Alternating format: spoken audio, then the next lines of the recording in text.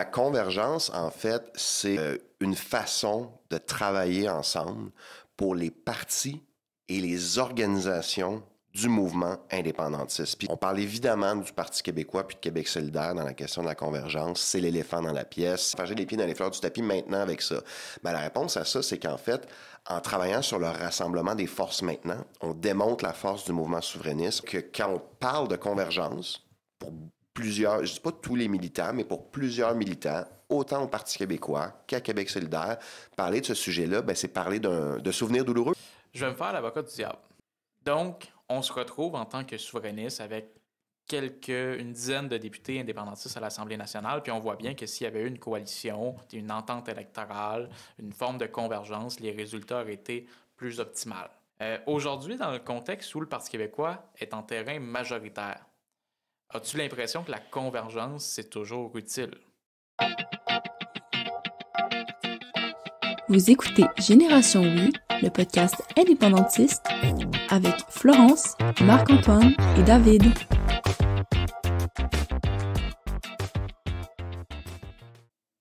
Bonjour tout le monde, laissez-moi vous présenter le Fonds indépendantiste du Québec. C'est un organisme à but non lucratif qui amasse des dons, qui gère un portefeuille d'actifs, qui redistribue en fait de l'argent dans le mouvement indépendantiste. Ils sont dotés d'un actif de plus de 200 000 $. Donc c'est une organisation qui vraiment favorise l'émergence des idées indépendantistes dans la société civile surtout. Donc on les remercie énormément. Depuis leur fondation, il y a bientôt 5 ans, le Fonds indépendantiste du Québec a redirigé des dizaines de milliers de dollars dans de multiples initiatives visant à convaincre les indécis des vertus de l'indépendance du Québec. Donc, on vous invite, si vous voulez en savoir davantage, à visiter leur site internet au fidq.québec.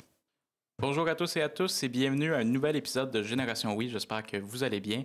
Aujourd'hui, on a un épisode très spécial parce qu'on va parler de la convergence des indépendantistes. On va prendre le temps vraiment d'aller en profondeur parce que, comme vous le savez, il y a un livre qui a été écrit sur le sujet qui fait beaucoup réagir.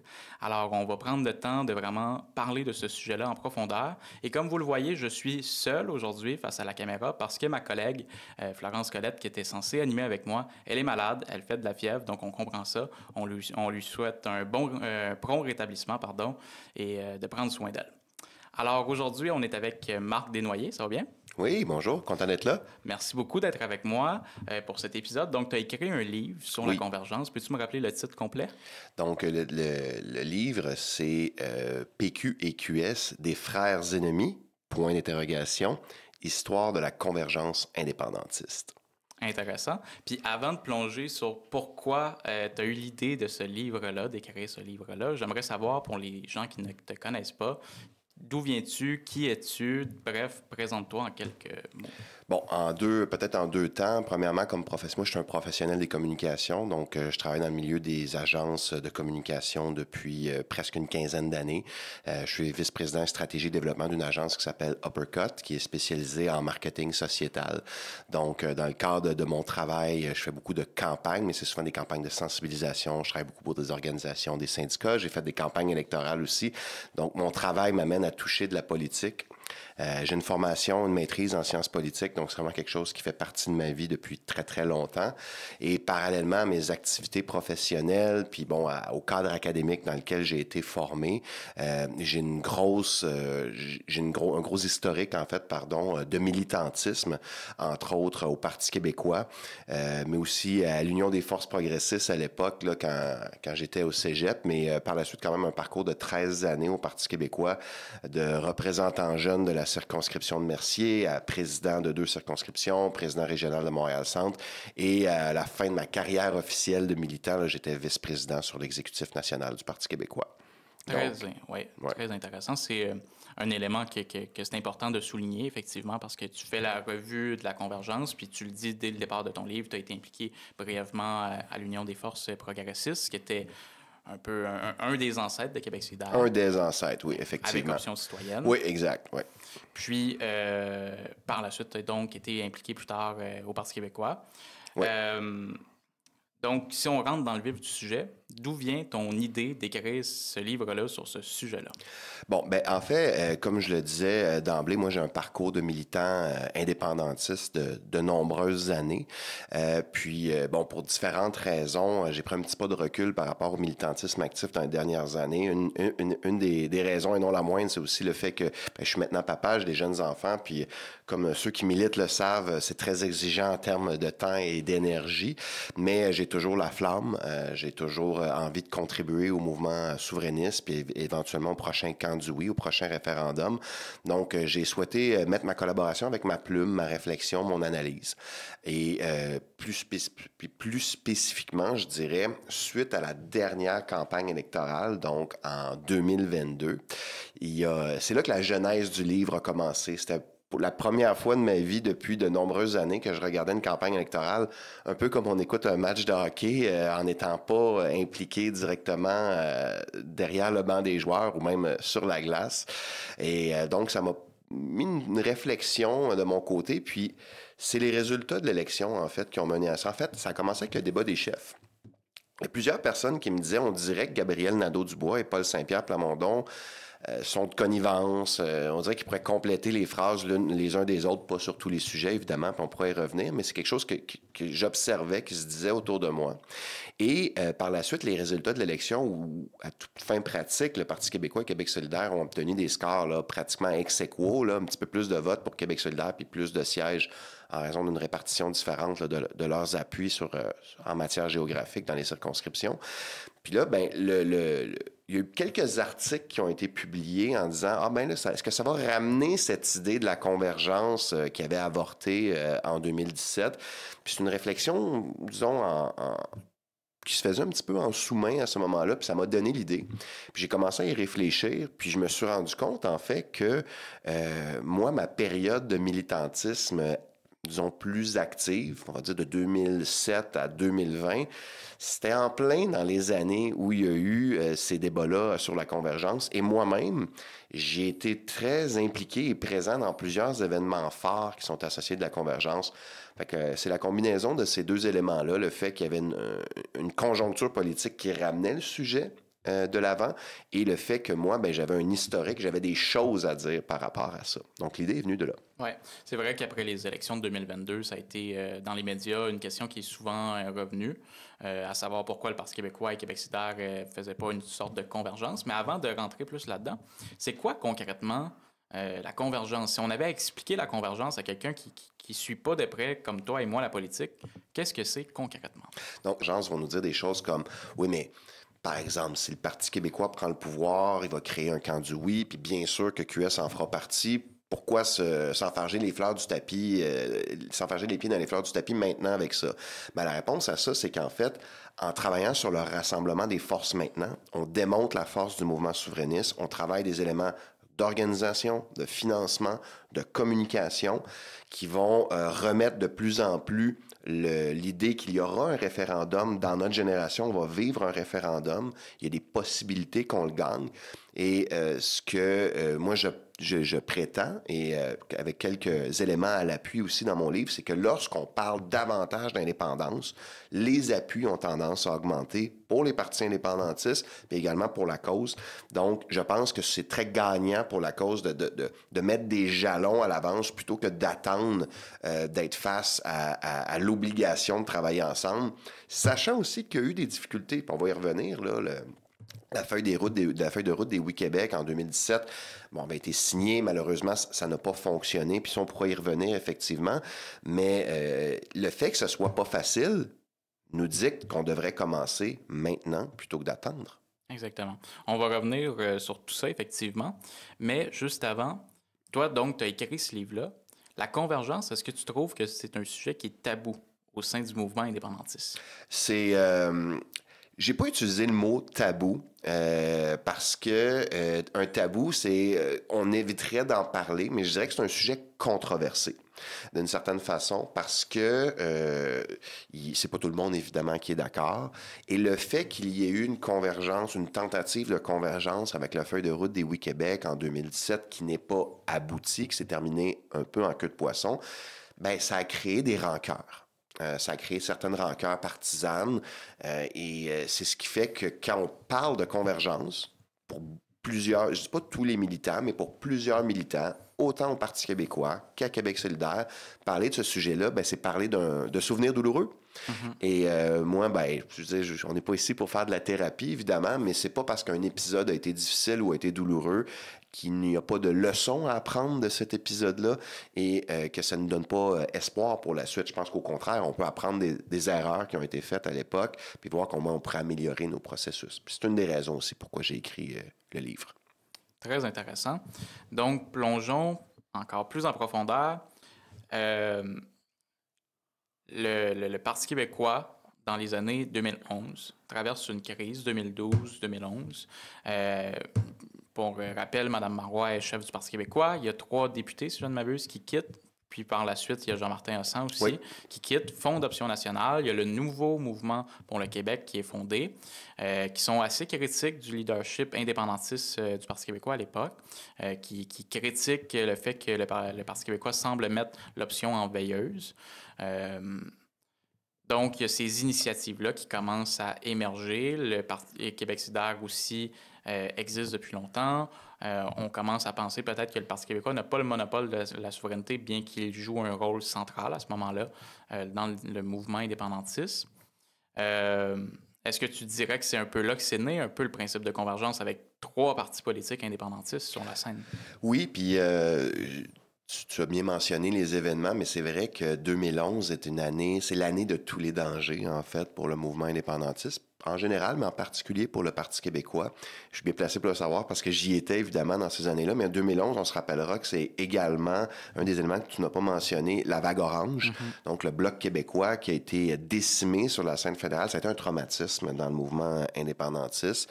Les gens se disaient, si c'est arrivé au Bloc, qu'est-ce qui peut arriver au Parti québécois? Il y avait une élection qu'on savait qu'il s'en venait dans la prochaine année.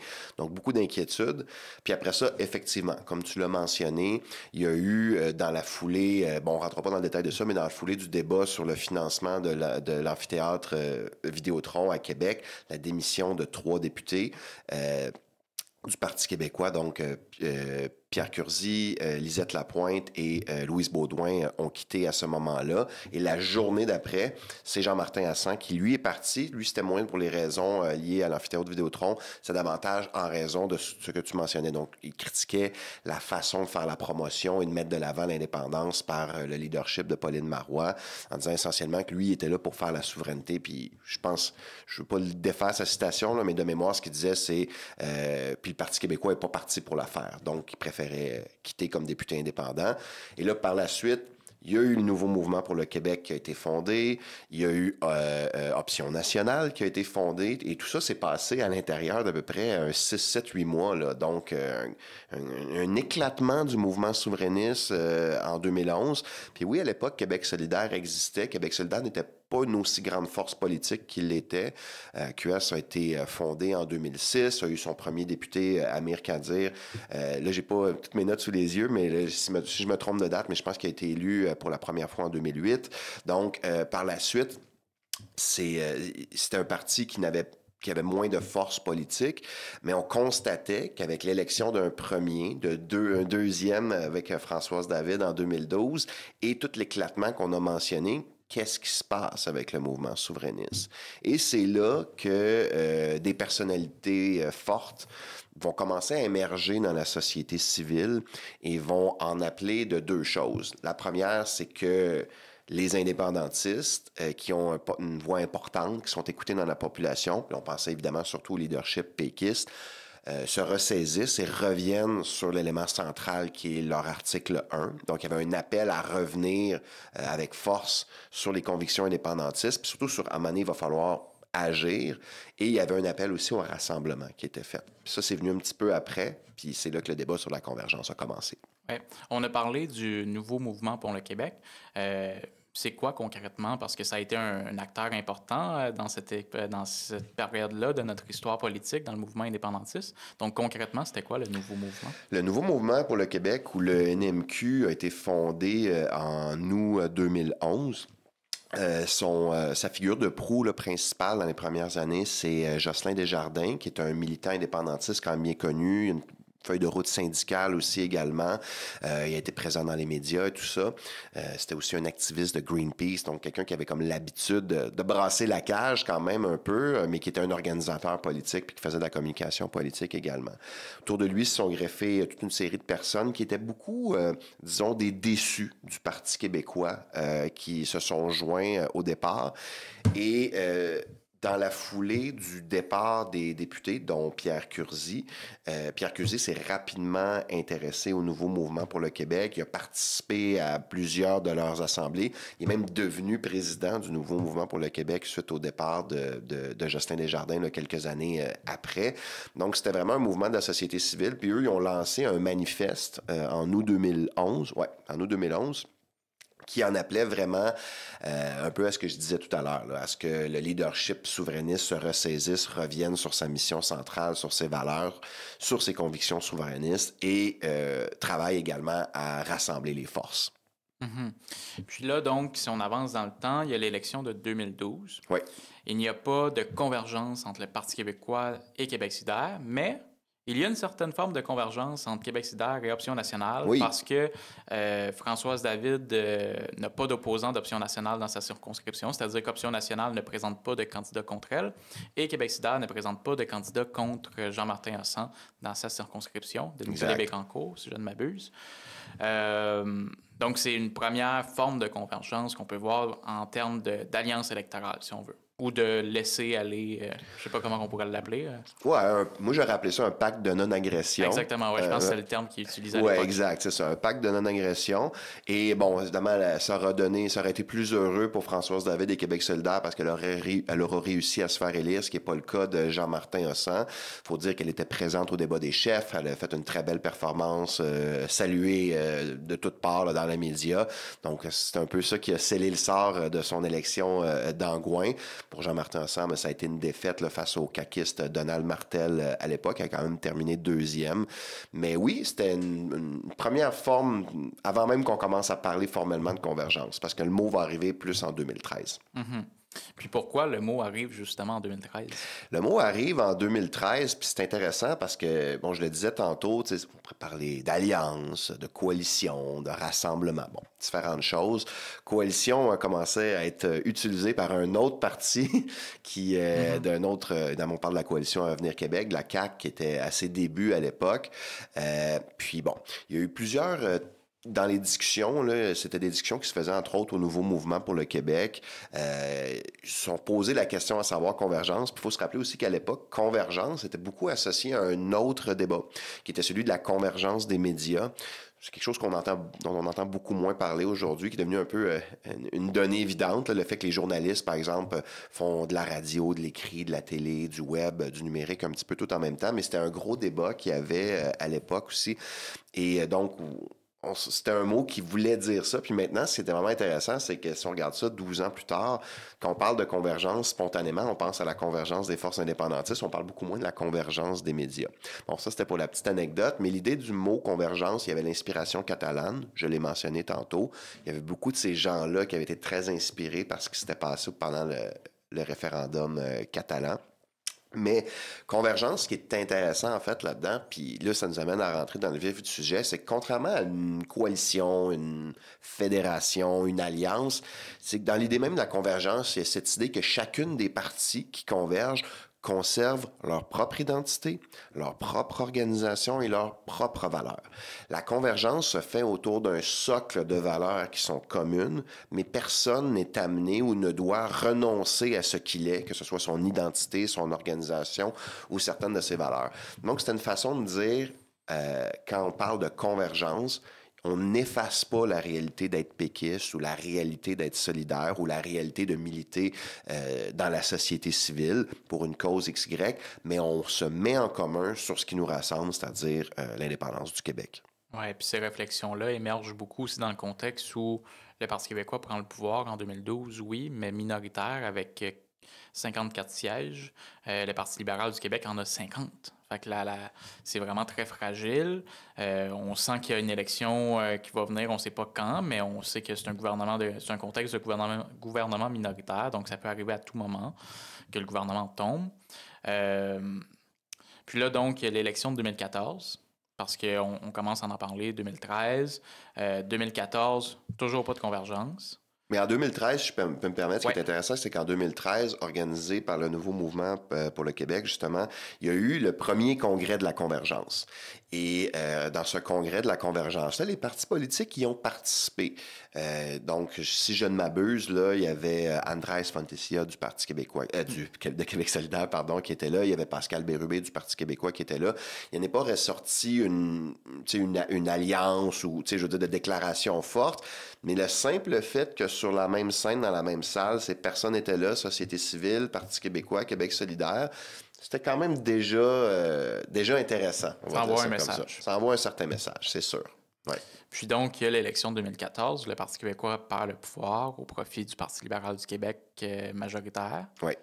Là, les discussions, est-ce qu'ils reprennent de plus belle à ce moment-là, une fois que le Parti québécois perd le pouvoir en 2014? Je pense que la défaite de 2014, mais aussi la demi-victoire de 2012 a donné beaucoup de matière à réflexion, entre autres au Parti québécois, parce que si je reviens juste à 2012, on se disait le contexte tout était favorable pour que le Parti québécois réussisse. Là. Je veux dire, on avait un gouvernement très impopulaire, il y avait les scandales de corruption et il y avait évidemment la grève étudiante, le printemps érable, là, on était vraiment là-dedans. Et malgré tout ça, on rentre par la peau des fesses avec à peine 4 députés de plus que le Parti libéral. C'est une vraie question. Et là arrive, et ce gouvernement-là survit 20 mois après une campagne électorale quand même assez difficile, où justement, je pense qu'en 2014, une des difficultés qui a été vécue par le Parti québécois, c'est en raison d'un manque de constance sur son article 1, sur la question de l'indépendance. On se rappellera qu'en 2014, ça a été l'entrée fulgurante, fracassante même, de Pierre-Carl Péladeau, qui est arrivé comme candidat du Parti québécois dans la circonscription de Saint-Jérôme avec un discours très volontaire sur l'indépendance. Un discours volontaire comme ça sur l'indépendance, on ne l'avait pas entendu au Parti québécois depuis quelques années. Ça l'a, moi je sais parce que j'étais président de circonscription dans Laurier-Dorion à ce moment-là. Et notre salle s'est remplie de militants, là, en fait. Ça avait attiré, ça avait sorti des gens. Vraiment, cet appel, ce point levé, en fait, avait fait ressortir beaucoup de ferveur militante. Et là, par la suite, n'ayant pas une position ferme sur la promotion du référendum, ça a créé une confusion dans l'esprit des gens sur qu'est-ce que veut le Parti québécois par rapport à l'indépendance. Et je veux pas prétendre que c'est la seule et unique raison pourquoi le Parti québécois a subi une dure défaite en 2014, mais je pense que ce louvoiement-là sur la question de l'indépendance puis l'incapacité d'être clair par rapport à ça ne l'a certainement pas aidé. Oui, c'est fascinant parce qu'aujourd'hui, on oublie un peu ça, parce que le Parti québécois, aujourd'hui, s'assume davantage sur la question de l'indépendance, mais effectivement, en 2014, c'était moins clair. Il n'y avait pas un engagement de tenir un référendum dans un premier mandat dans le programme du Parti québécois. La formule, je me souviens pas, c'était la gouvernance souverainiste un peu, puis on voulait pas presser les Québécois. On allait faire un référendum quand les Québécois allaient être prêts, sans plus de précision. Donc, c'était un petit peu plus flou à ce moment-là. Exact. Mais en fait, moi, je me permets quand même certaines critiques à l'égard du parti dans lequel j'ai milité, puis c'est correct. Puis moi, j'ai participé à certaines de ces discussions-là et même à certaines des décisions qui ont été prises. Puis je pense qu'il y avait des gens pleines de bonne foi qui sont des souverainistes convaincus, qui voulaient tout simplement préserver l'avenir, qui voulaient pas brusquer les Québécois. Tu sais, je veux dire, c'est pas de la mauvaise foi, c'est pas que les gens, c'est des crypto-fédéralistes qui voulaient pas faire l'indépendance. Donc, je pense que c'est tout du bon monde qui voulait faire l'indépendance, que ce soit Mme Marois ou d'autres, c'était des indépendantistes très convaincus. Puis d'ailleurs, Mme Marois est toujours une excellente militante pour l'indépendance, est toujours en train d'offrir son temps, son discours. Mais je pense que avec le recul, c'est ce que je constate, c'est que ces années-là, malheureusement, ces décisions-là ont contribué à un certain délitement du mouvement souverainiste, une démobilisation qui s'est effectuée et qui a mené aux années difficiles qu'on a vécues par la suite. Mais peut-être qu'il fallait passer par là pour s'en rendre compte, puis en arriver à ce qu'on a aujourd'hui où, oui, le Parti québécois est très volontaire sur l'indépendance, mais si on regarde le programme de QS, de Québec solidaire également, le programme de Québec solidaire est très indépendantiste, là. On est sur une assemblée constituante, un premier mandat, une constituante avec mandat, là. On rentre dans des détails un peu, là, mais une constituante ferme sur la question de l'indépendance. Donc, c'était pas quelque chose, même le programme de QS ne l'était pas autant indépendantiste qu'il l'est aujourd'hui dans ces années-là. Donc, on temporisait beaucoup. Puis je pense qu'aujourd'hui, on a davantage de clarté au niveau de ces options-là. Oui, je pense que c'est ça, effectivement. Comme tu l'as dit, il n'y avait personne de mal intentionné. Tout le monde était des indépendantistes convaincus, mais on cherchait la meilleure méthode de faire du Québec un pays. Puis c'est tout à fait légitime là, d'avoir ces réflexions-là. Donc, la défaite de 2014, est-ce que ça relance un peu l'idée de la convergence par la suite? Oui, parce que en fait, puis ce qui est intéressant, c'est que ça va être de voir. En fait, la défaite de 2014 va évidemment amener la démission de Mme Marois à titre de chef du Parti québécois. Ça va ouvrir une course à la chefferie au Parti québécois qui va ramener de l'avant ces divisions-là qu'il y a dans le mouvement sur, moi j'appelle ça l'échelle de précitude à tenir un référendum. Je dis ça un petit peu à la blague, là, mais c'est sur... comment on va présenter aux Québécois l'option souverainiste. Puis dans cette course-là, à la chefferie, qui va prendre fin en 2015, en fait, s'affrontent des visions différentes de ça. Puis évidemment, on sait, là, on ne réécrira pas l'histoire, mais c'est Pierre-Carl Péladeau qui a remporté cette course-là, qui est devenu chef. Il n'a jamais été vraiment inquiété là, au long de la course. Sans qu'il y ait un engagement là, barré à double tour, assuré de tenir un référendum, c'était clair qu'avec Pierre-Carl Péladeau, puis c'est pourquoi il a gagné la course d'ailleurs, il allait avoir la constitution d'un nouveau camp du oui. C'était ce qu'il voulait faire. Il n'était pas en politique pour aller s'asseoir au Parlement, puis tout. Il voulait vraiment faire l'indépendance.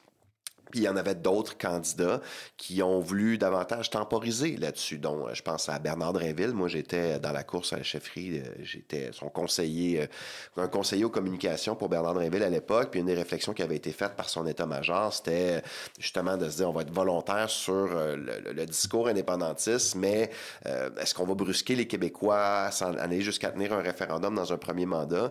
Puis ça a été une course difficile, effectivement, parce que les militants après 2012, après 2014, puis surtout, je pense, après une vingtaine d'années post-référendaires, là, un peu de léthargie là, sur la question de la promotion de la souveraineté, avait vraiment soif d'action. Donc, je dirais, il y a eu cette réflexion-là qu'on voyait au sein du Parti québécois, puis l'arrivée de Pierre-Carl Péladeau a donné vraiment un souffle nouveau à la convergence. Puis je sais parce que, je le disais tout à l'heure, là, j'étais président de circonscription dans Laurier-Dorion, donc je participais aux instances, aux conférences des présidents et tout ça.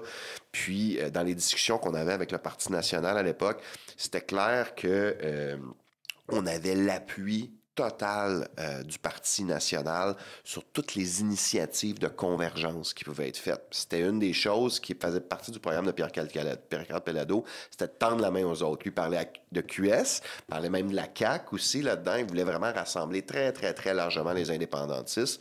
Puis c'est ce qui a mené à une autre tentative de convergence qu'on a faite dans Laurier-Dorion à l'époque, où on a fait une organisation d'événements communs, tripartite, Parti québécois, Option nationale, Québec solidaire.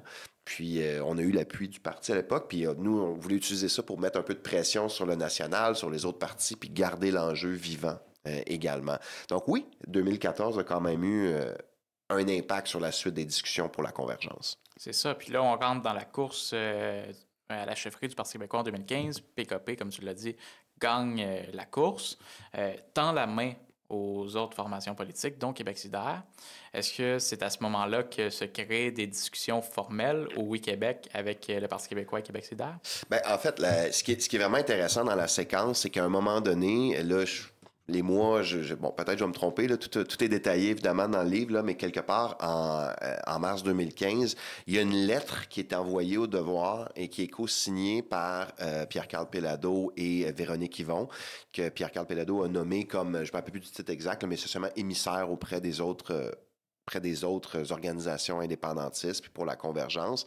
Et pour la première fois, puis c'est quand même majeur, cette lettre-là qui est envoyée à l'époque, il y a des mots qui sont utilisés comme carrément, là, le chef du Parti québécois dit « On assume que le Parti québécois n'a plus le monopole de la souveraineté ». C'est un revirement stratégique très important. C'est quelque chose qui n'aurait jamais été dit avant par un chef du PQ. Donc ça, c'était vraiment un appel assez formel là, qui avait été fait à commencer à élargir la coalition puis à rassembler davantage.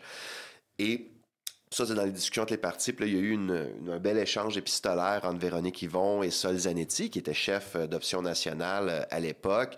Ils sont même allés souper ensemble dans un restaurant dans le quartier Saint-Sauveur à Québec. Ça avait été dans les journaux et tout ça. Donc, ça a ramené la question de cette discussion-là. Et parallèlement à ça, du côté de la société civile, entre autres au Oui-Québec, c'était des discussions informelles qui se formalisaient tranquillement, pas vite, là, qui vont, disons, davantage se concrétiser, je dirais, dans la première moitié là, des années 2016. Puis là, c'est vraiment à l'automne 2016 qu'on sent qu'il va y avoir une possibilité, en fait, de créer cette table de concertation autour de la feuille de route des Oui-Québec. OK. Ça se crée à quel moment, comme tu le dis? En fait, les discussions se font de manière informelle beaucoup en 2016. En fait, quand Claudette Carbonneau, qui va être la nouvelle présidente des Oui-Québec, revient bien inspirée et même crinquée de son expérience en Catalogne, va avoir des discussions avec plein de personnes issues du mouvement indépendantiste, dans la société civile, mais également dans les partis politiques, que ce soit à Québec solidaire ou au Parti québécois. Donc, c'est une discussion qui se fait un peu de manière informelle sur l'idée de la table de concertation. Et là, la table de concertation va se mettre en place avec un protocole, des discussions. Tu sais, je parle des mi-2016, mais là, il va arriver un événement qui va venir vraiment, donc, disons, mettre un haut là sur tout ça. C'est la démission tout aussi fracassante que l'entrée en scène de M. Pellado, qui va quitter la chefferie du Parti québécois et donc qui va venir un peu geler cette discussion-là, parce qu'évidemment, tant que le Parti québécois n'a pas un leadership clair, ça devient difficile de tenir une conversation sur la convergence autour d'une table de concertation. Donc là, le temps que le Parti québécois fasse sa course à la chefferie, que Jean-François Lisée devienne chef. On est en septembre 2016. Oui, septembre 2016 va devenir chef. Là, c'est là qu'à ce moment-là, va reprendre la conversation. Et là, va se créer, en fait, la table de concertation autour d'un sujet plutôt que deux pour la table de concertation. Puis ça, c'est intéressant parce que dans la première itération de ce qui était discuté pour la feuille de route des Oui-Québec, dans cette table de concertation-là, il y avait deux phases. Puis ça, c'était à l'époque où Pierre-Carl Pellado était encore chef du parti. Il y avait cette idée d'une première phase de discussion pour la convergence qui tournait autour du mode d'accession à l'indépendance. Donc, qu'est-ce qu'on va proposer aux Québécois comme mécanique, comme processus référendaire, consultation populaire, assemblée constituante, bon, tout ça. Et il y avait une deuxième phase qui, là, était vraiment beaucoup plus croustillante, évidemment, pour les amateurs de politique, qui était celui des alliances électorales, donc des possibilités de négociation, vraiment en matière d'alliances électorales, de jeux de circonscription, etc., tout ça. Et cette deuxième phase-là a été retirée du protocole de négociation au moment où Jean-François Lisée est devenu chef par les Oui-Québec, pour la simple et bonne raison, en fait, qu'il y avait un changement stratégique majeur qui venait de se passer au Parti québécois. Puis c'est d'ailleurs, à mon avis, une des raisons qui a contribué à l'échec de la feuille de route. Au final, c'est qu'on est passé d'un leadership, celui de M. Pellado, très volontariste sur la promotion de l'indépendance, à la chefferie de Jean-François Lisée, en fait, qui, lui, s'était fait un engagement ferme, non seulement qu'il n'y aurait pas de référendum dans un premier mandat, mais qu'il n'y aurait pas de dépenses de fonds publics pour en faire la promotion, ou pour faire des études ou ce genre de choses-là. Donc, le volet des alliances électorales devenait un petit peu caduc à ce moment-là, mais puis je pense que c'était la bonne décision qui a été prise. On a décidé de garder la table de concertation, mais de se concentrer sur le volet 1, qui était celui du processus commun d'accession à l'indépendance. C'est ça. Puis là, c'est intéressant parce que quand la discussion démarre avec PKP comme chef du Parti québécois, puis les autres interlocuteurs, il y a les deux éléments sur la table. Il y a les alliances électorales et la fameuse feuille de route qu'on va appeler. C'est quoi concrètement? Tu sais, les alliances électorales, on le comprend, ça peut prendre différentes formes.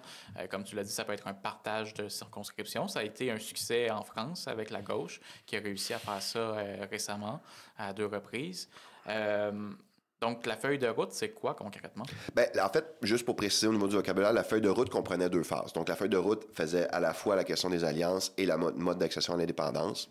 La feuille de route qu'on a vécue finalement après le départ de M. Pellado ne contenait que la phase 1, qui, elle, était un processus commun d'accession à l'indépendance. Puis l'idée derrière ça, c'était qu'en fait, les partis, puis là, quand je parle des partis, il y en avait 4 autour de la table à l'époque. Il y avait le Parti québécois, Québec solidaire, Option nationale, et le Bloc québécois aussi. Donc, les trois partis indépendantistes sur la scène à Québec et le Parti indépendantiste fédéral. Donc, l'idée, c'était que chacun de ces partis-là allait négocier ensemble sous la houlette des Oui Québec pour en arriver à un processus commun d'accession à l'indépendance et que par la suite, chacun de ces partis-là allait faire cheminer cette proposition-là à l'intérieur de ces instances. L'idée étant que, au terme de ce processus-là, tous les partis indépendantistes québécois, que ce soit à Québec ou à Ottawa, allaient avoir la même une proposition identique sur la promotion, pas sur la promotion, mais sur l'accession à l'indépendance. Puis l'idée derrière ça, c'était vraiment de donner du très concret sur les étapes d'arrivée du prochain référendum et comment ça allait se passer, puis de montrer une première étape de rassemblement. Même si on ne parlait pas d'alliance électorale, ça restait quand même dans l'air, puis on se disait, bien évidemment, si on réussit à faire ça, peut-être qu'on va réussir à aller plus loin par la suite. Puis ça envoie tout un message. Si les partis indépendantistes sont capables de s'entendre de comment on va faire l'indépendance, ça crée un message de cohésion, de rassemblement. Tout à fait. Ça crée aussi un message de comme quoi que le train vers l'indépendance est en marche. Ça concrétise, en fait. Donc, Jean-François Lisée est élu chef du Parti québécois en 2016. Oui. Promet de faire un bon gouvernement. Donc, on va battre il a même utilisé un mot que je peux pas répéter ici. Là. Ah non, tu peux pas? Il a dit un hostie de bon gouvernement. C'est ça. Exactement. On peut le répéter. Puis, donc, c'est ça. Il promet je pense que son slogan, c'était « Battre les libéraux, réussir l'indépendance », de quoi de même. Dans cet ordre. Dans cet ordre. Ouais. Très bonne formule. Ouais. Il a vraiment le sens de la formule. Redoutable politicien. Absolument. Puis, donc là, on décide d'écarter les alliances électorales parce que, effectivement, le Parti québécois ne promet pas de faire un référendum dans un premier mandat. Donc, il n'y a pas de ça devient caduc. Exactement. Ouais. Mais les discussions autour du mode d'accession à l'indépendance, comme tu le disais, se maintiennent. Oui. Avec les acteurs dont tu as mentionné. Comment ça se passe, ces négociations-là? C'est très intéressant. J'ai eu la chance quand même de parler à plusieurs personnes qui étaient présentes, qui ont participé à ces négociations-là. C'était structuré d'une manière très sérieuse. Puis je tiens à le dire aussi, le leadership de Claudette Carbonneau a été assez remarquable dans les circonstances. Pour ceux qui, peut-être les plus jeunes qui la connaissent moins, Mme Carbonneau, elle a une feuille de route quand même assez... un CV quand même assez impressionnant. Je ne ferai pas son curriculum vitae au complet, mais entre autres, il suffit de savoir qu'elle a été présidente de la CSN pendant de nombreuses années, ce qui n'est pas une mince affaire en soi. Et elle a amené vraiment, elle a fait plusieurs négociations syndicales, et elle a amené tout ce bagage-là de chef syndical et d'implication politique pour faire vraiment une négociation très sérieuse. Une négociation un peu comme on voit dans la négociation du secteur public là, qu'on a vu. C'est des gros trains, c'est quelque chose d'intense à gérer, puis ils l'ont structuré de la même façon. Très professionnel, très sérieux. Donc, un protocole où il y avait deux représentants de chacun des partis qui étaient présents, la possibilité d'avoir des discussions en plénière, la possibilité pour les parties prenantes de se retirer en caucus, 4 rencontres de négociation sur des points formels qui sont prévus. Donc vraiment une façon de créer du professionnalisme, puis vraiment de s'assurer que les négociations, ça s'est vraiment pas fait sur un coin de table, c'est fait de manière très sérieuse, puis ça s'est étalé sur une période de 2-3 mois. Les négociations. Puis venait s'adjoindre également à ça tout un panel d'experts aussi qui étaient présents, qui avaient préparé des notes de recherche sur les différents pays qui ont réussi leur accession à l'indépendance, les différents modes d'accession à l'indépendance, les écueils, les échecs, les succès qu'il y a eu ailleurs dans le monde à travers tout ça, des constitutionnalistes également qui étaient présents pour voir. Évidemment, parce que on est quand même dans un pays du G8, le Canada, pour ne pas le nommer, et les impacts que ça peut avoir aussi des négociations avec le reste du Canada. Donc, tout ça vraiment est abordé de manière très sérieuse. Fait que ça, c'est pour la structure, puis je pense qu'on doit donner un bon coup de chapeau à Mme Carbonneau dans sa manière de l'avoir géré, d'avoir amené, puis ça a crédibilisé beaucoup la présence, je pense, de Claudette Carbonneau autour. Ça a fait que les journalistes politiques, en fait, se sont intéressés, ça a donné beaucoup de crédibilité, comme je le mentionnais. Après, les négociations comme telles, là, on rentre dans ce qui est un peu plus crunchy, si vous me passez l'expression consacrée, l'expression scientifique.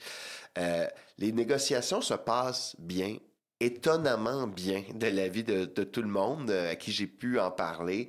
Je veux dire, évidemment, les partis restent les partis puis sont des adversaires politiques en dehors de cette négociation-là. Donc, bon, il y a certaines rivalités qui demeurent. Mais ça fonctionne. Il y a des points d'achoppement, il y a des discussions, évidemment, qui vont paraître peut-être un petit peu sibyllines, là, parfois. Mais bon, évidemment, ici, on a un auditoire de gens très intéressés par la question, par la politique. Fait que ça va vous intéresser, évidemment. Mais savoir, par exemple, une assemblée constituante. Qui va faire partie de cette assemblée constituante? Est-ce que ça va être des élus de l'Assemblée nationale? Est-ce qu'on va faire des élections? Ou est-ce qu'on va faire un tirage au sort dans la population? Est-ce que la société civile va y participer à l'Assemblée constituante? Quel genre d'Assemblée constituante?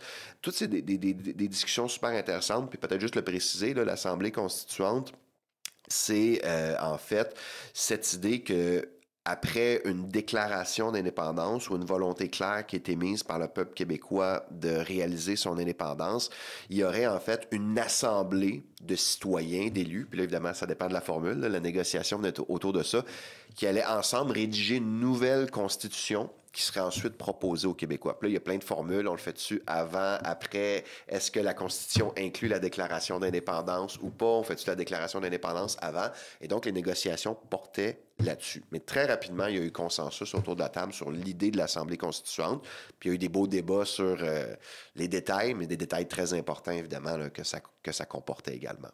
Oui. Puis on peut quand même souligner que c'est un beau compromis du Parti québécois parce qu'à ce moment-là, c'était pas dans son ADN de proposer une assemblée constituante, alors que Québec solidaire avait déjà cette idée-là dans son programme. C'était pas tout à fait pareil. Hein? Ils ont cheminé sur cette question-là. Avant, il n'y avait pas de mandat pour faire le référendum, pour faire l'indépendance. Oui, c'était ce qu'ils appelait une constituante ouverte. C'est ça. Donc, avec une possibilité, puis là, on dit ça à la blague, là, mais qu'on fasse une nouvelle constitution, mais que ce soit pas celle d'un Québec souverain.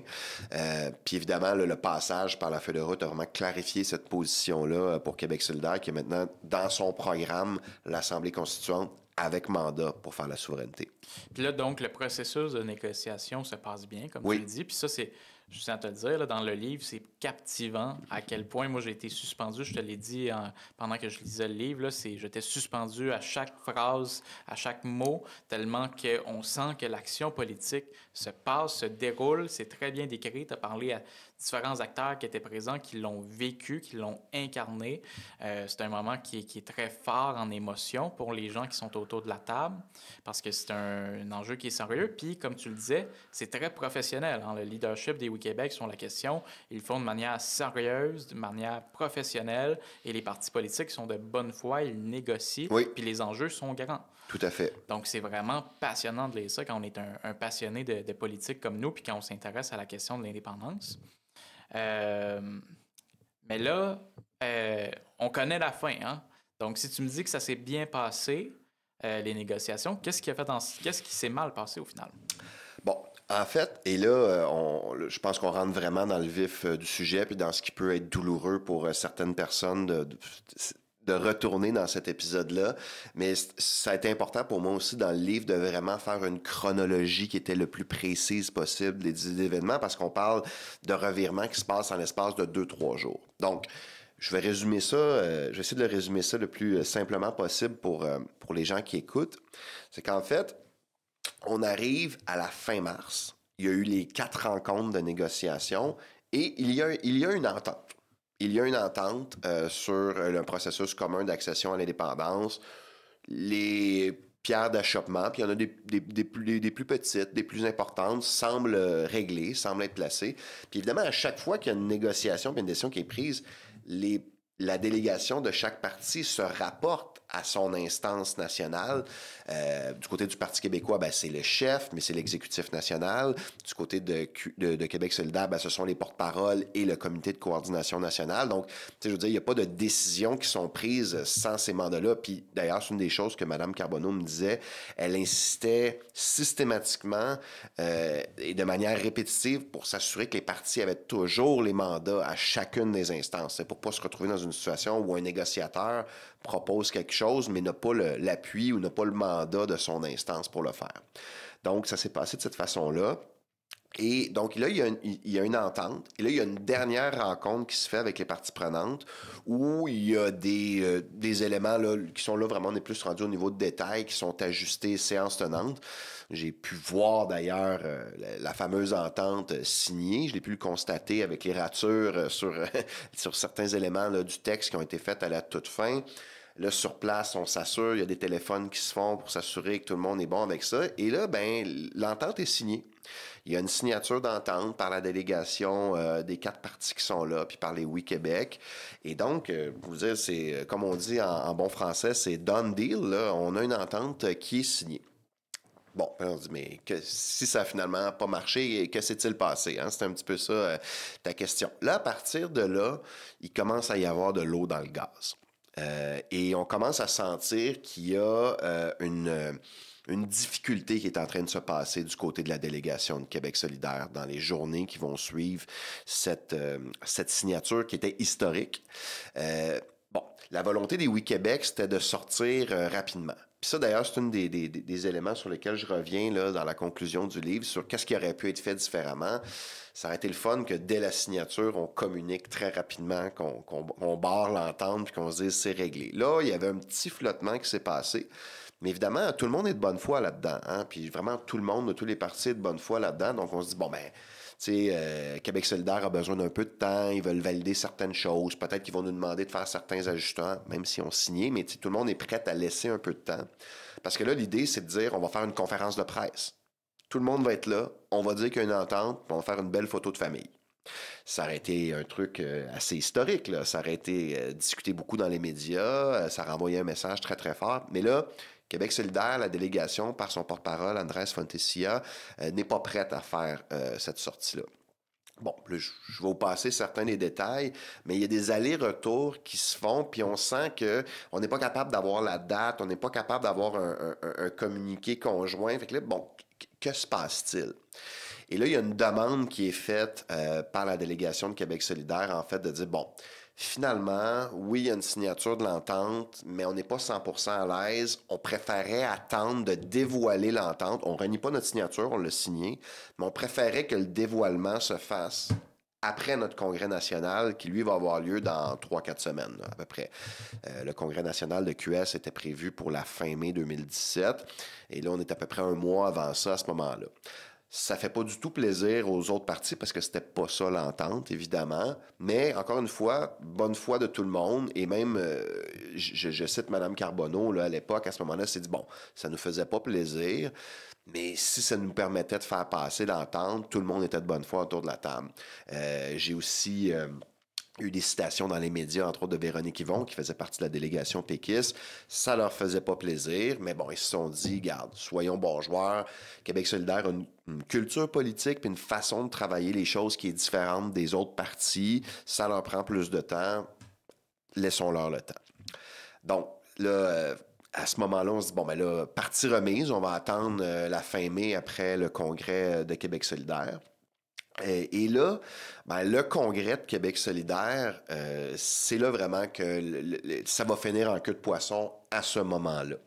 Parce que l'entente est signée, mais il va y avoir, et d'ailleurs, tu sais, pour, bon, peut-être qu'on aura ici des militants ou des membres ou des sympathisants de Québec solidaire qui vont peut-être gricher des dents quand je vais dire ces choses-là, mais un des enjeux qu'il y avait à Québec solidaire à ce moment-là, c'est qu'il était en changement de leadership aussi, faut dire. On a eu, c'est à ce moment-là, à ce congrès-là, où Manon Massé a été élu comme nouvelle porte-parole et Gabriel Nadeau-Dubois aussi a été élu comme porte-parole. Donc, il y a eu un changement de leadership à Québec solidaire à ce moment-là. Et dans la manière qu'ils ont structuré leur organisation de congrès, ils n'ont jamais présenté l'entente signée par leur délégation à leurs militants, à leurs membres. Alors que Andrés Fontecilla, c'est un peu ça qu'il avait dit, attendez, on va le présenter à notre congrès, à nos membres. Je peux pas vous dire s'il avait dit exactement ça. Mais c'est ce qu'on c'est ce que tout le monde avait compris, évidemment, que si on attend, je veux dire, c'est la logique même, si on attendait le congrès de QS, ben c'est parce qu'il allait le montrer au congrès de QS. Puis que là, leurs militants allaient dire oui ou allaient dire non. C'était un peu, je veux dire, ça ne pouvait pas être autre chose que ça, la raison d'attendre. Et là, en fait, ce qui va se passer, c'est qu'il va y avoir deux discussions qui vont partir en parallèle au Congrès de Québec solidaire. Il y a une discussion qui ne fait pas partie, qui n'a pas rapport avec la feuille de route, qui est sur les alliances électorales. Puis rappelons-nous, ça ne faisait pas partie de la négociation, la question des alliances électorales. Puis c'est là toute la confusion, parce que même moi qui suis la politique de près, on avait un peu encore l'impression que ça faisait tout ça partie ensemble. Tu sais, on pensait que c'était ensemble la question des alliances électorales et de la feuille du mécanisme d'accession à l'indépendance. On pensait que c'était relié. Un peu, quand même. Ça l'était au début. Comme on disait tantôt, on l'a retiré. Ça a été retiré. Fait que, il y a eu du back and forth, si on veut. Là. Permettez-moi l'expression en anglais. Mais donc là, il y a ce vote-là au Congrès de Québec solidaire. Je vais peut-être juste faire une petite parenthèse avant qu'on y arrive au vote à Québec solidaire, parce que c'est un des enjeux majeurs du livre. Ce que tu mentionnes, en fait, confusion, je dirais même confusion totale sur ce sujet-là. Et là, c'est pas... je pourrais pointer du doigt à la fois le Parti québécois et Québec solidaire là-dessus. Il y a une discussion. En fait, pendant la négociation sur la feuille de route, qui portait, on se le rappelle encore une fois, uniquement sur un processus commun d'accession à l'indépendance, il y avait une discussion parallèle par médias interposés sur la question des alliances électorales. Et c'est Jean-François Lisée en a parlé, Andrés Fontesi en a parlé, il y a même Amir Kadir, à un moment donné, qui était député QS, qui a fait une proposition où est-ce qu'il nommait des circonscriptions qui pourraient s'échanger, tout ça. Et je rappelle, ça faisait pas partie de la négociation officielle. Donc, il y a eu une confusion sur la convergence, c'est quoi? Et même dans les médias, les gens s'imaginaient que la négociation portait là-dessus. Donc, il y a eu beaucoup de confusion. Ça a été entretenu aussi, il faut dire, Jean-François Lisée parlait d'une alliance. Au début, c'était plus l'alliance souverainiste. À un moment donné, il a commencé à parler d'une alliance progressiste pour battre Philippe Couillard. Donc là, on n'était plus du tout dans l'idée d'une convergence indépendantiste, là. Puis, il y avait vraiment beaucoup de confusion. Puis les deux partis ont joué là-dedans. Et là, on revient à notre narration. J'explique que pendant un an, il y a eu de la confusion sur la question des alliances électorales. C'est très présent dans les médias. Et là, il y a un vote qui se fait à Québec solidaire sur la question des possibilités d'alliance électorale. Pour la petite histoire, il y avait eu un autre conseil national de QS quelques mois auparavant, là, à la fin, je pense qu'on était en octobre ou en novembre 2016, où il avait ouvert l'étude de la possibilité des alliances électorales. Ça avait été salué par Jean-François Lisée, qui avait vu un moment historique pour la pour les alliances, pour vaincre le gouvernement libéral de Philippe Couillard. Et c'est cette étude-là qui était votée au fameux Congrès national de mai 2017. Bon, je referme la parenthèse. Et là, quand il y a cette discussion-là qui vient sur le tapis, il y a plusieurs personnes dans le leadership de QS, dont Amir Kadir à l'époque, et même Gabriel Nadeau-Dubois, qui lui arrive, là, il est simple militant, puis il n'est pas député encore, là, il va se faire élire dans Gouin quelques jours après. C'est une discussion où il y a plusieurs personnes à QS qui disent, regarde, on devrait réfléchir à la question des alliances électorales, puis évidemment, tout le monde le sait, ça veut dire des alliances électorales, surtout avec le Parti québécois. Et là, ça part un débat qui est difficile, qui est dur sur le plancher de QS, qui est dur même pour les représentants, le leadership de QS qui, je pense, à mon avis, n'avait pas constaté à quel point une partie importante de leurs membres ou des militants qui allaient être présents à ce congrès-là était hostile à l'idée des alliances électorales. Puis grosso modo, c'est battu. Et c'est là qu'il y a des déclarations très fortes qui sont faites. Là, on se rappellera... une déclaration de Mme Awada qui avait parlé, en fait, qu'au Parti québécois, il y avait deux bêtes, celui du racisme et du néolibéralisme. Tu sais, il y avait un discours vraiment très dur, puis ça a été beaucoup repris dans les médias. Ça a fait des réactions, des flamèches avec le Parti québécois. Donc, cette discussion-là a créé beaucoup de contentieux, beaucoup d'amertume, puis les alliances électorales ont été vraiment là, balayées par cette instance-là de Québec solidaire. Mais... aucun vote sur la feuille de route, aucun vote sur l'entente qui a pourtant été signée par la délégation de Québec solidaire. Et là, c'est à la toute fin de leur congrès, donc le lendemain, si je ne m'abuse, dans la dernière journée de congrès, là, il y a un point à l'ordre du jour, qui est celui de la feuille de route des Oui Québec. Mais ça se passe, c'est étrange un petit peu comment ça se passe. L'entente n'est pas présentée formellement. C'est plus un rapport qui est fait par la délégation. Mais il était comme un peu trop tard parce qu'il y a eu la discussion sur ces alliances électorales qui a été balayée avant. Mais on se disait, quand même, il aurait pu présenter l'entente puis avoir un vote, mais il n'y a jamais eu de vote. Donc, elle a été présentée à huis clos, pas complet. C'était un rapport de la délégation, il n'y a pas de vote. Donc là, le congrès de QS se termine. Il y a eu un vote qui s'est tenu puis qui dit qu'il n'y aura pas d'alliance électorale avec le Parti québécois ou avec d'autres, et il n'y a jamais eu de présentation même de l'entente. Donc, et là, ça met fin un peu à cette discussion-là parce que les autres parties prenantes étaient sous l'impression que le congrès de QS allait servir à valider ou invalider, parce que c'est toujours les membres qui décident, évidemment, dans les partis politiques démocratiques. Mais c'est pas ça qui arrive. Donc, l'entente n'a jamais été présentée. Donc là, les Oui Québec vont dire « OK, mais il n'y a pas eu de vote, vous nous avez demandé d'attendre, donc, bon, est-ce qu'on la rend publique, l'entente? » Et c'est là que QS va dire non, on ne peut pas la rendre publique. Puis là, on constate en fait que là, QS va commencer à dire, puis c'est plate, moi je pense pour Gabriel Nadeau-Dubois, il arrive, il devient porte-parole, puis il doit gérer un peu, c'est une méchante patate chaude qu'il doit gérer la première journée où il devient porte-parole. Et là, il va y avoir toute une série de discussions sur lesquelles on n'est pas nécessairement obligé de rentrer dans les détails, là, qui va se passer par médias interposés. Et finalement, QS va dire, en fait, que comme il n'y a pas d'entente sur les alliances électorales, il n'y a pas d'entente tout court, et qu'on ne veut pas rendre public, même si on signé. Puis par la suite, ben Andrés Fontecchia va expliquer qu'il a mal compris le mandat qu'il avait de son comité de coordination, qu'il n'aurait peut-être pas dû signer. Donc c'est pour ça que là, l'entente ne tient plus.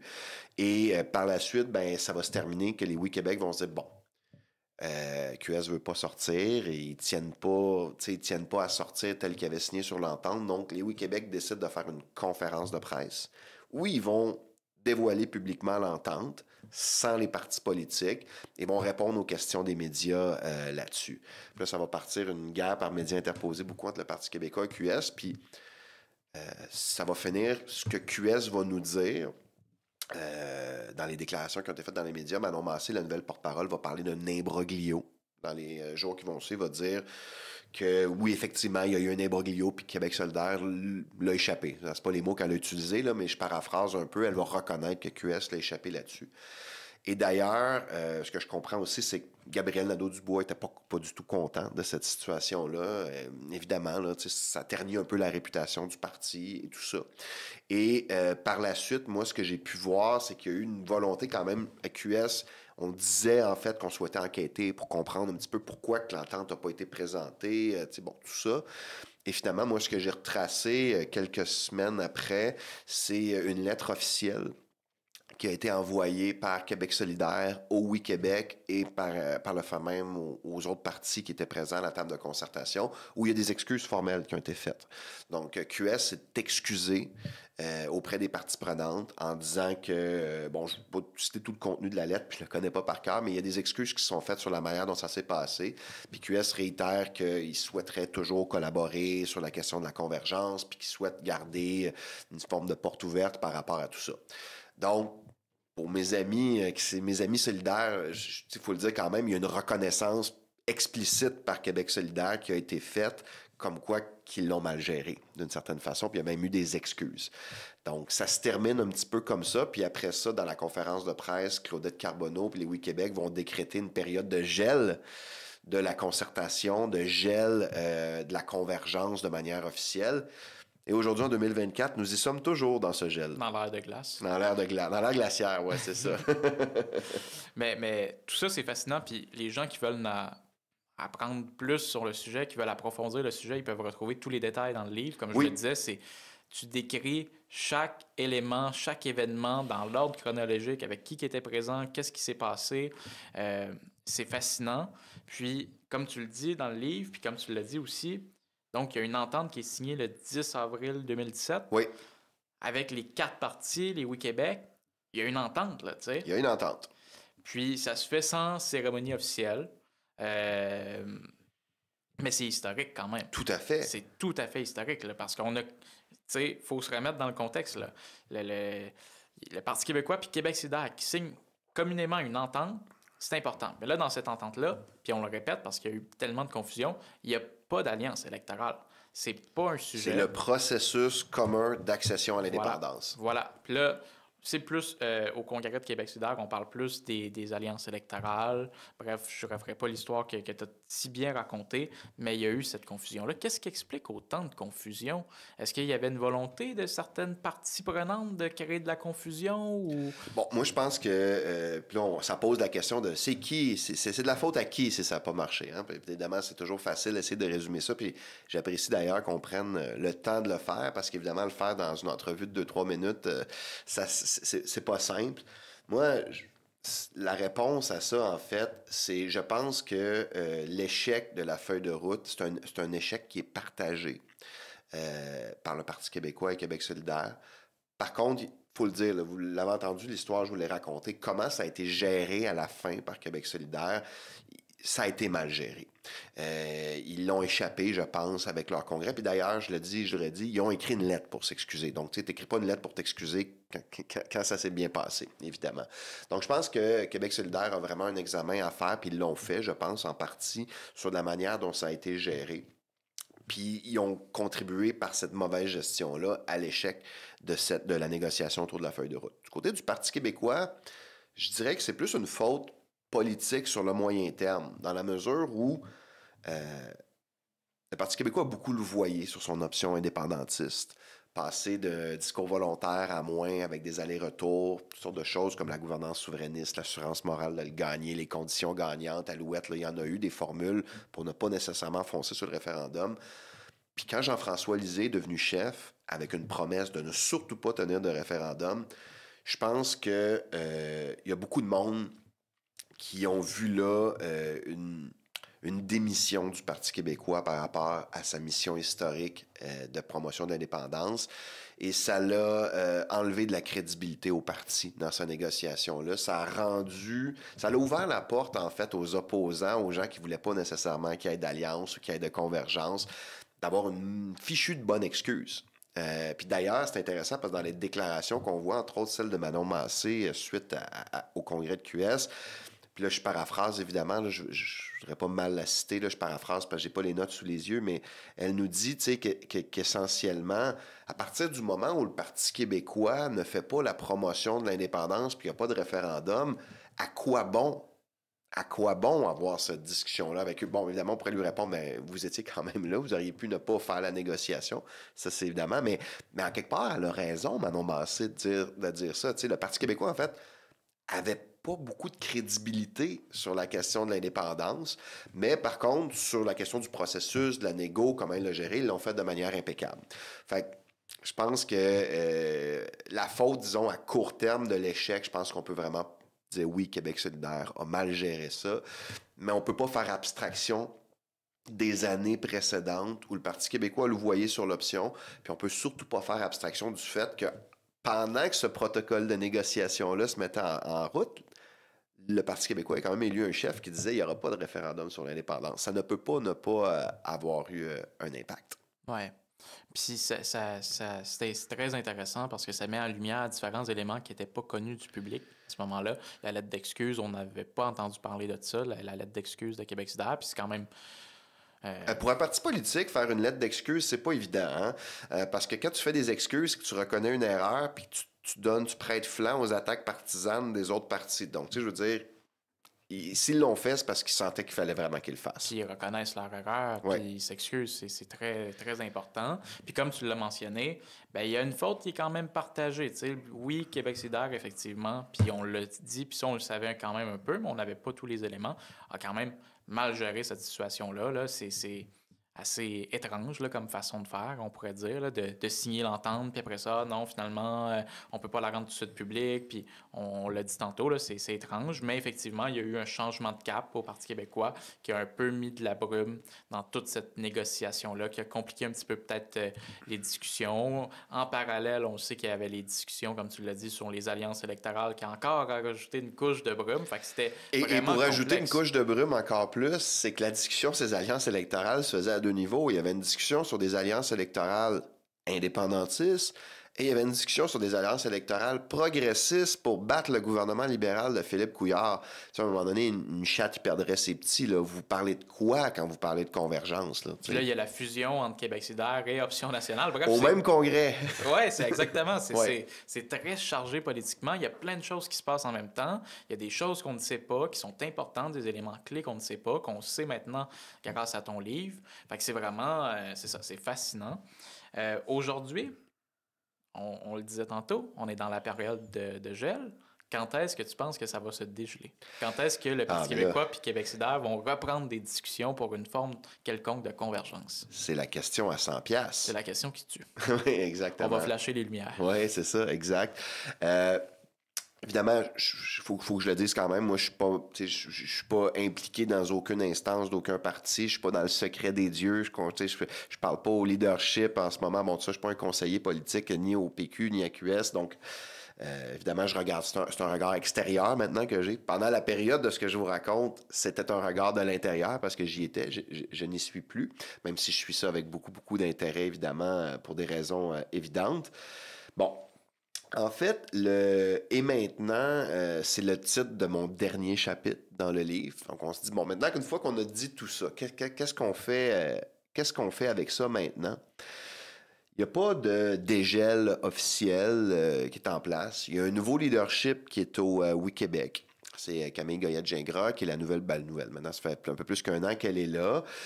Puis, ils ont différentes façons de travailler sur l'activation, entre autres, des jeunes indépendantistes, sur des liens avec le milieu culturel, bon, tout ça. Et la table de concertation, elle existe toujours. Elle est gelée. Il n'y a personne qui est assis autour, mais cette table de concertation-là, elle existe toujours. Il y a eu des événements où ils ont réussi à asseoir ensemble les ailes jeunesse des partis. Donc, tu sais, il y a quand même certaines tentatives qui sont faites. Mais il n'y a pas de retour formel ou de dégel formel de cette table de concertation-là qui a été faite. Par contre, c'est d'ailleurs ce que je disais d'entrée de jeu, la genèse, l'idée que j'ai eue de ce livre-là est venue des résultats de l'élection de 2022. La discussion sur la convergence depuis l'élection sur 2020, je ne suis pas le seul à y avoir pensé, évidemment. Je suis content d'être le seul à avoir écrit un livre là-dessus. Il y en aura peut-être d'autres par la suite, mais c'est une discussion qui est revenue un peu dans l'espace public.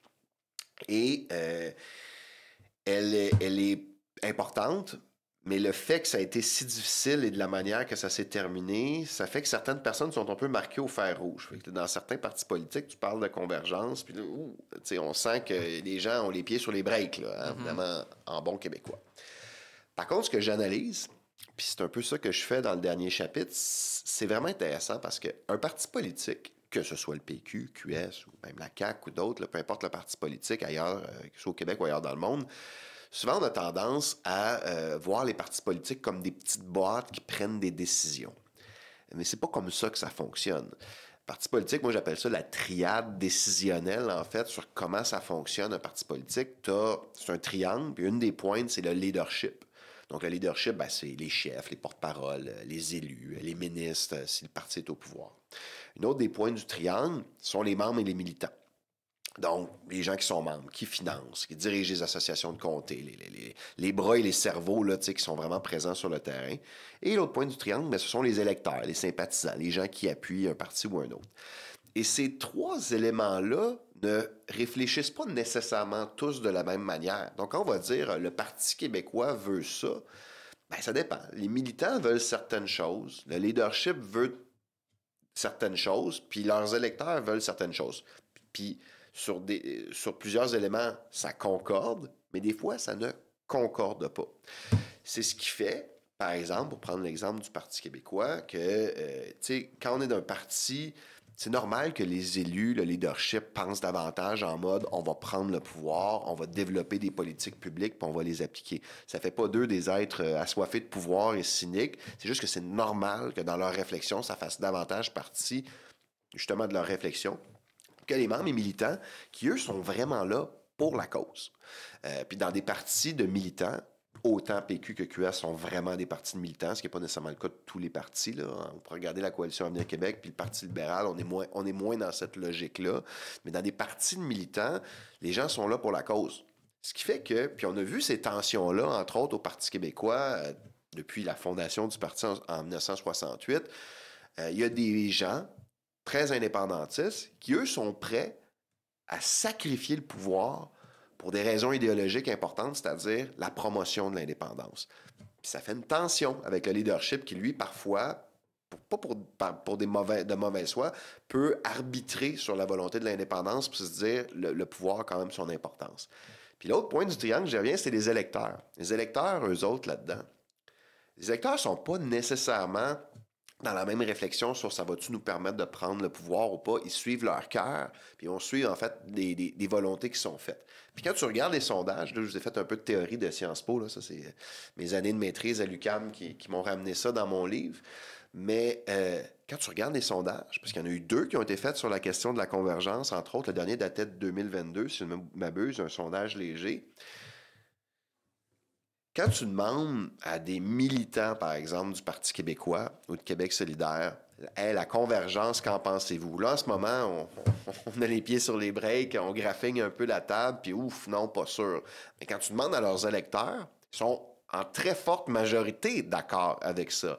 Le sondage démontrait, puis je pense que c'est un sondage qui a été fait pas longtemps là, après la dernière campagne électorale, que 70% des électeurs du PQ et 70% des électeurs de QS sont favorables à des convergences. Puis je pense que la question allait même plus loin, c'était alliance électorale ou coalition.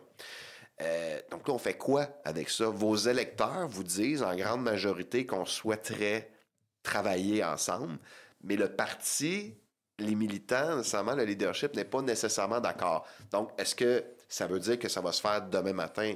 Non. Mais pour beaucoup de monde, ça fait beaucoup de sens quand même. Je vais me faire l'avocat du diable. Effectivement, il y a ce sondage-là auquel tu fais référence, je pense que c'est novembre 2022, donc Ouais. un mois après l'élection de la CAQ, où le Parti québécois récolte 3 sièges, Québec solidaire en a un petit peu plus, mais somme toute, comme tu l'as dit au début de l'épisode, il récolte à peu près le même nombre de votes. Donc, on se retrouve en tant que souverainiste avec une dizaine de députés indépendantistes à l'Assemblée nationale, puis on voit bien que s'il y avait eu une coalition, une entente électorale, une forme de convergence, les résultats auraient été plus optimaux, disons-le ainsi. Aujourd'hui, dans le contexte où le Parti québécois est en terrain majoritaire, as-tu l'impression que la convergence, c'est toujours utile? Oui. Puis c'est drôle parce que c'est évidemment, effectivement, une des critiques qu'on va m'opposer du côté du côté du Parti. On va dire, hey, regardez, là, on est à 34-35 dans un sondage avec la division du vote. C'est un terrain pratiquement majoritaire. QC 125 ce matin disait, bon, ça pourrait être 63 sièges, qui est juste la limite simple de la majorité. Moi, ce que je réponds à ça, c'est probablement les sondages, c'est un peu des châteaux de cartes. Hein, les sondages, ça peut bouger vite. Le Parti québécois a descendu jusqu'à 8% là, dans les dernières années. Là. C'est pas rien. Là. Puis là, maintenant, il est à 34. Donc, premièrement, les sondages, ça peut bouger vite. Mais il y a une réalité que même si, par exemple, en ce moment, Québec solidaire a plus de misère à décoller dans les sondages, autour de 12-13%, là, je pense, dans le dernier sondage Palace qui est sorti, il n'y a aucun de ces 2 partis-là qui va disparaître. Ces 2 partis-là sont là pour rester. Qu'on les aime pas, ils vont être là pour rester. Et les 2 partis sont très indépendantistes dans leur programme. On fait quoi avec ça? Il n'y a personne qui va disparaître. Ça, c'est la première des choses. Puis la deuxième, c'est que, puis c'est souvent quelque chose que moi, je peux dire, à mes amis péquistes, on va dire, ben, tu sais, on n'est pas nécessairement d'accord avec XY qui est dans le programme de Québec solidaire. Puis c'est bien correct. S'ils étaient d'accord sur tout, ça serait un seul parti, tu sais. Fait que y a pas de... C'est évident qu'ils ne sont pas d'accord sur tout.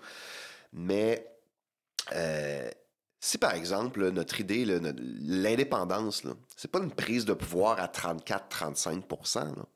L'indépendance, c'est 50% plus 1 des votes. C'est un seuil beaucoup plus difficile à atteindre que celui de la prise de pouvoir.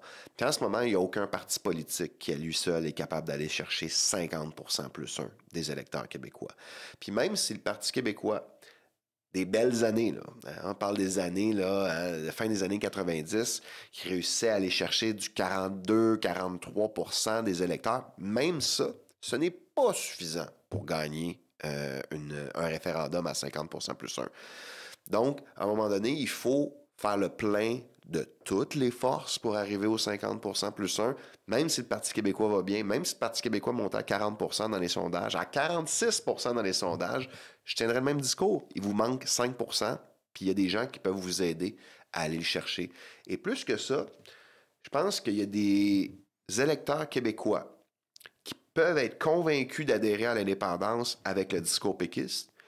Puis il y a des électeurs québécois, peut-être moins nombreux, mais il y a des électeurs québécois qui ne seront pas convaincus de voter oui à un référendum avec le discours péquiste, mais qui pourraient peut-être l'être par le discours de Québec solidaire. Il est où le problème? Je veux dire, si la présence de Québec solidaire dans un camp du oui, c'est ce qui fait la différence entre 45% puis 50% plus 1, on va-tu le prendre? La part de Québec solidaire? Bien sûr qu'on va le prendre. Ça, je veux dire, puis souvent, c'est une des choses aussi qu'on regarde en conclusion, tu sais, on va avoir des critiques qui vont être faites envers les partis. On va dire, par exemple, on regarde les sondages démontrent que pour le Parti québécois, plus les chiffres, je vais les dire grosso modo, là, mais au Parti québécois, parmi les électeurs, 80 ou 85% des électeurs péquistes disent qu'ils voteraient oui à un référendum. C'est toujours drôle de dire, mais il y a quand même 15% de péquistes qui voteraient non au référendum. Chez QS, c'est différent. C'est à peu près 50-50. Comme à la CAQ, d'ailleurs, où est-ce que c'est à peu près 50-50. Ben là, des fois, on peut regarder ça avec le verre à moitié vide, puis se dire, ben regardez, QS, c'est pour ça qu'ils sont pas XY, c'est pas des vrais souverainistes, puis ça, alors qu'ils ont un programme hyper indépendantiste, puis que tous leurs députés sont indépendantistes. Mais moi, je regarde ça plutôt avec le verre à moitié plein, puis je me dis, ben, s'il y a des électeurs en ce moment qui appuient QS, mais qui sont pas indépendantistes, qui sont neutres, ou bon, tu sais, qui sont entre les deux, ben, ils sont en train de les transférer vers l'indépendance. C'est des gens qui sont pas PQ compatibles, mais qui sont QS compatibles, et ces gens-là sont parlables par Québec solidaire pour les amener dans le camp du oui. Mais évidemment, on peut faire ça chacun de notre bord. On peut faire ça aussi avec de la convergence, puis travailler de manière intelligente. Mais tu l'abordes, puis c'était ma prochaine question. Je me fais encore une fois l'avocat du diable. Ta réponse a été très convaincante. Fait que je me fais de nouveau l'avocat du diable. Il y a des gens qui nous disent Québec solidaire, c'est pas un parti indépendantiste. Oui, effectivement. On l'entend, mais je veux dire, à ce moment-là, il faut regarder les faits. Regardons le programme de QS. Assemblée constituante, mandat sur l'indépendance, je veux dire, c'est très clair. Là, après ça, si mettons, on est de mauvaise foi, on pourrait dire, OK, mais ça, c'est leur programme, mais dans les faits, ils n'en parlent pas vraiment. On peut critiquer, comme on peut critiquer le Parti québécois, d'en parler bien, mieux, plus, moins, pas assez. Puis honnêtement, on pourra toujours trouver un plus vrai, un moins faux, un pas assez, un trop plus, là, tu sais, je veux dire, on pourra toujours trouver ça. Mais dans les faits, Gabriel Nadeau-Dubois, c'est un indépendantiste. Puis il y a des députés, en particulier à Québec solidaire, je pense à Ruba Gazal, puis je pense à Sol Zanetti aussi, qui j'ai parlé dans le cadre du livre, c'est des indépendantistes convaincus. Ils sont là pour ça. Sol Zanetti, c'est un ancien chef d'Option nationale. C'est pas un crypto-fédéraliste, là. Et vraiment pas du tout. Donc, mais est-ce qu'il y en a de ça? Parce qu'il y a des gens qui vont nous dire, oui, mais il y a des fédéralistes au sein de Québec solidaire. Ça se peut qu'il y ait des fédéralistes au sein de Québec solidaire, mais ça se peut aussi que dans le mouvement, tu sais, on a des indépendantistes qui sont allés à la CAQ aussi. Là, qu'est-ce qu'on fait avec eux là, quand on va recréer le camp du oui? On va leur dire, non, vous êtes allés dans un parti fédéraliste, vous n'avez plus le droit de faire partie du camp du oui. Ça n'a aucun sens. Nous, on veut rassembler le plus de monde possible. Fait que comme je disais tantôt, s'il y a un fédéraliste à Québec solidaire, puis il y en a probablement, je veux dire, je leur ai pas tout parlé, mais il y en a probablement, mais il milite dans un parti qui a un programme souverainiste, puis quand il y aura quand du oui sera là, s'il veut voter non dans son âme et confiance, il votera non au référendum. Mais je pense que cette personne-là, on a davantage de chances de la convaincre de venir avec nous dans le camp du oui que s'il était dans un autre parti qui n'est pas indépendantiste. On dit souvent que le Parti québécois est un parti de centre-gauche, que Québec solidaire est un parti de gauche. Si on fait la convergence entre ces deux partis-là, il y en a qui disent oui, mais là, c'est comme si on faisait l'indépendance juste à gauche, puis on ne s'adresse plus aux électeurs qui sont plus sensibles à la droite. C'est un bon argument, puis c'est un des arguments d'ailleurs que j'aborde à la fin du livre. Ce que je réponds à ça, en fait, puis on va revenir au fameux sondage. Merci Léger de nous avoir fait un beau sondage sur la question de la convergence. Mais Puis là, évidemment, les chiffres étaient différents parce que c'était au niveau d'appui que les partis avaient en novembre 2022. Donc, évidemment, toujours à prendre avec un grain de sel quand on fait des extrapolations. Mais ce que ce sondage-là démontrait, en fait, je vais juste faire une petite aparté. C'est l'argument que tu amènes, je vais le résumer ainsi. Les gens vont dire, il y a beaucoup plus de potentiel d'indépendantisme chez les électeurs de la CAQ que chez les électeurs de QS, en termes de nombre absolu. Hein, si 50% des électeurs de la CAQ voteraient oui à un référendum, mais perdez pas votre temps avec QS. Elle est là, la manne électorale. Bon, je comprends l'argument, mais je suis pas d'accord avec cet argument-là. Pourquoi? Puis le sondage le démontre, c'est que lorsqu'on parle d'un camp du oui unifié, d'alliance, de convergence, ça convainc des indépendantistes qui sont à la CAQ d'appuyer ce camp du oui. Puis le sondage léger le démontrait bien.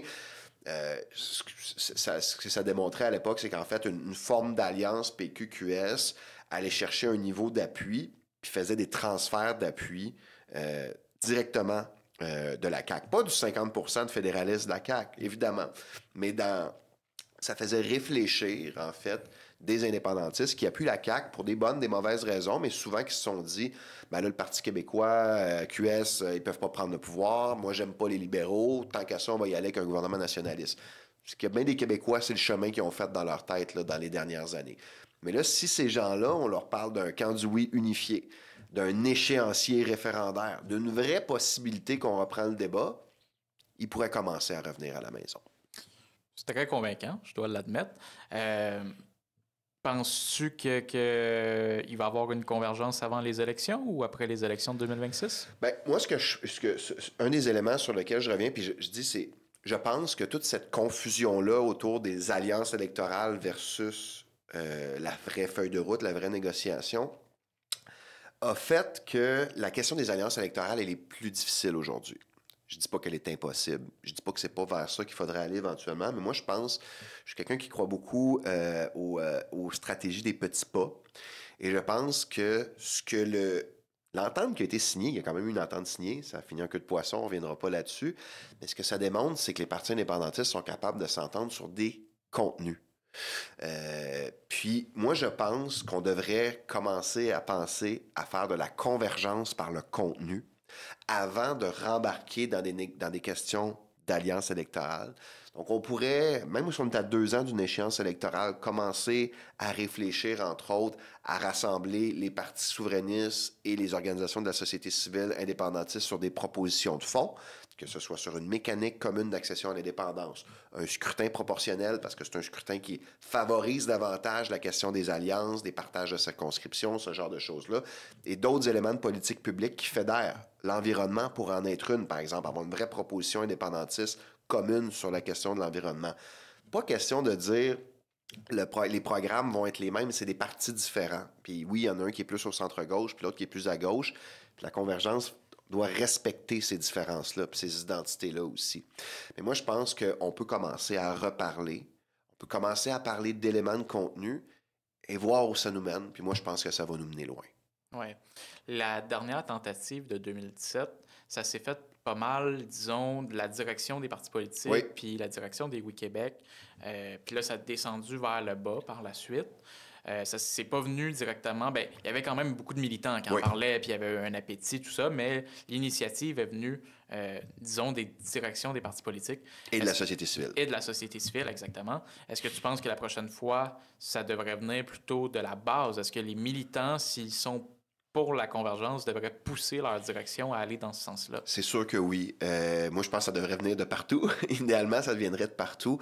Mais c'est sûr que, tu sais, s'il y a des gens qui nous écoutent puis qui sont impliqués dans leur parti puis qui se disent, regarde, moi, je suis péquiste, moi, je suis solidaire, j'aime mon parti, mais la cause de l'indépendance, elle est super importante pour moi.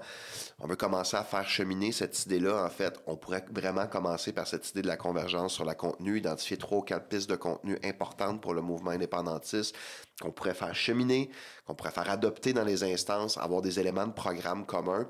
Puis je pense que ça peut nous amener loin. Puis ça, ben, ce qui est la beauté des partis de militants, comme le Parti québécois, comme Québec solidaire, c'est qu'au final, ce sont les militants qui gèrent les instances. Il y a des façons de faire cheminer ces éléments-là.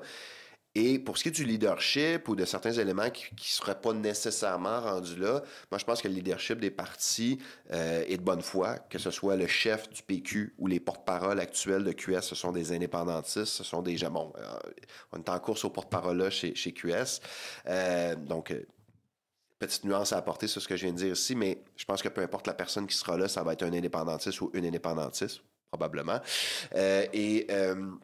Donc, quand ces gens-là vont voir s'il y a un mouvement de fond au sein de leur parti, ils vont pas aller à l'encontre. Puis c'est surtout qu'on va être capable de faire la démonstration que le rassemblement qui se fait au départ par le contenu peut crédibiliser l'option souverainiste, peut forcer des rassemblements, puis surtout assurer que dans le discours médiatique, on parle davantage d'indépendance, puis d'un horizon pas si lointain pour un 3e référendum.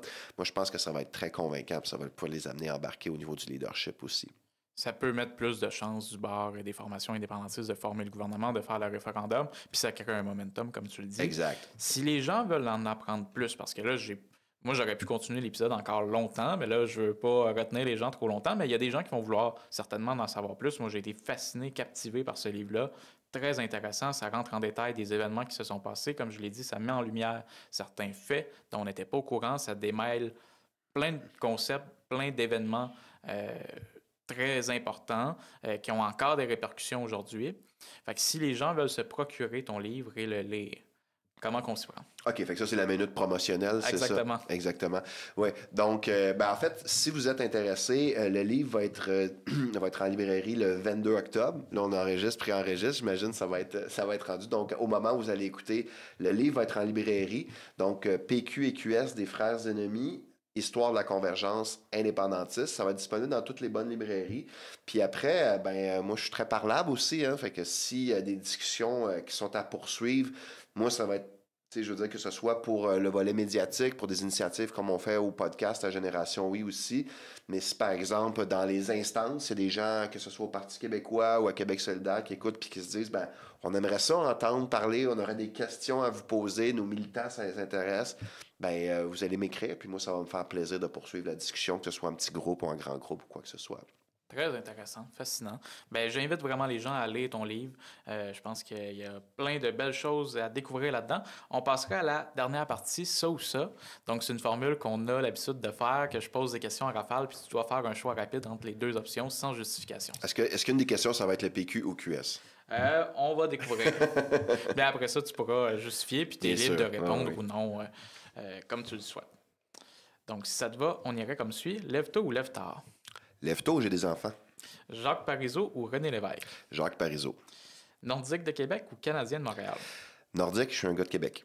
Pierre-Carl Pellado ou Jean-François Lisée? Pierre-Carl Pellado. Les Cowboys fringants ou les colocs? Les Cowboys fringants. Véronique Yvon ou Andrés Fontesla? Plus Véronique Yvon. CAQ ou QS? QS. Québec indépendant avec un gouvernement de droite ou Québec province avec un gouvernement provincial de gauche? Québec indépendant avec un gouvernement de droite. Convergence des indépendantistes ou division des indépendantistes? Convergence, convergence, convergence. Voilà, ton message est entendu, j'en suis convaincu. Donc, si vous avez aimé la discussion, puis que vous vous êtes rendu jusqu'ici, commentez, donnez votre opinion, on veut vous lire, je vais vous répondre. Je suis convaincu que tu vas peut-être jeter un coup d'œil à ce que les gens ont à dire sur le livre, sur les médias sociaux. Donc, parlez-en. Je pense que c'est une belle discussion à avoir, qu'on soit pour ou qu'on soit contre. Il y a des bons arguments des deux côtés. Puis, le plus important, c'est juste de débattre démocratiquement. Donc, je pense que ça fait partie de l'exercice. Donc, je vous remercie et sur ce, je vous dis à la prochaine fois.